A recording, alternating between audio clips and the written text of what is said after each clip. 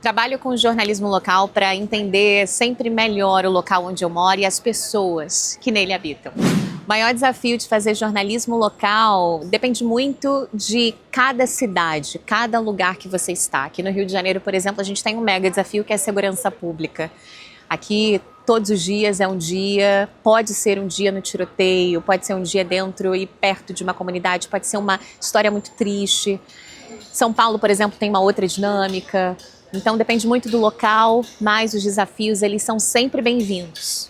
A cobertura mais desafiadora que eu fiz foi muito recente, foi numa área de mangue aqui da Baía de Guanabara, na verdade no maior manguezal da Baía de Guanabara, um local que estava tomado pelo lixo, muitas garrafas PET, um local que é berçário de vida, mas que estava completamente sem vida.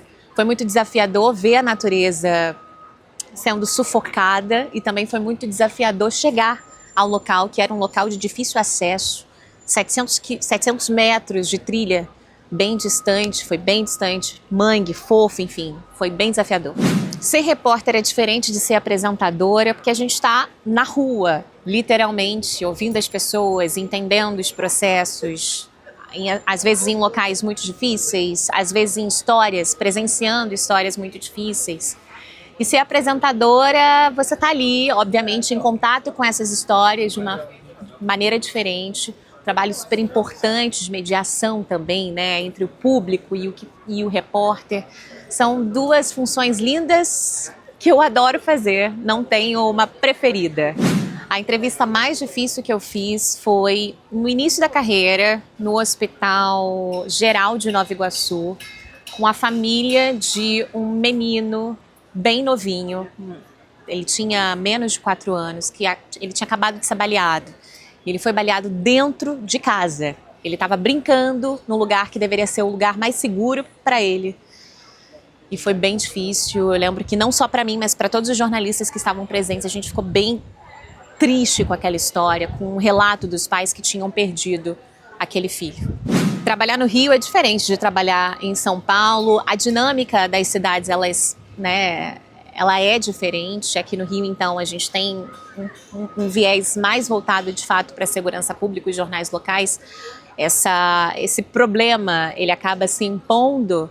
Em São Paulo, eu também fazia um tipo de jornalismo diferente, porque eu fazia jornalismo nacional. Então, a minha atenção estava mais voltada para a questão da economia, para a questão...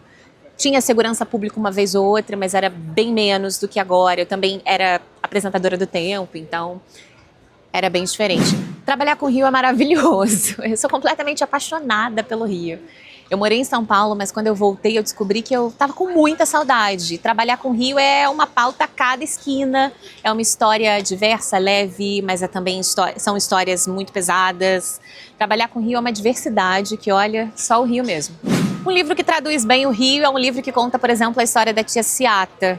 Ele traz ali muito sobre a história da pequena África, que é uma parte tão importante do nosso Rio de Janeiro, né? A zona portuária do Rio, que tanto contribuiu para a nossa formação como cidade e como Brasil, de fato. Então, acho que é um livro que traduz bem a cidade do Rio de Janeiro, pensando nesse olhar do negro para a cidade. Quando eu saía das aulas do professor Adair Rocha, eu sempre ficava delirando, né? Professor da área de comunicação, do departamento de comunicação, eram aulas tão maravilhosas, tão pensantes. E eu lembro que eu saía e várias vezes eu ligava para minha mãe e agradecia por, sei lá, estar viva e ter a oportunidade de estar estudando, de estar numa faculdade bacana, no lugar que eu escolhi. O meu maior sonho como jornalista é sempre estar presente nas grandes coberturas. Acho que é o sonho de todo e qualquer jornalista. A gente, obviamente, não torce para que grandes desastres aconteçam, mas podem ser notícias positivas também. Eu acho que o meu maior sonho é sempre estar nessas grandes histórias que acabam atravessando o nosso caminho, né, globalmente todos os dias.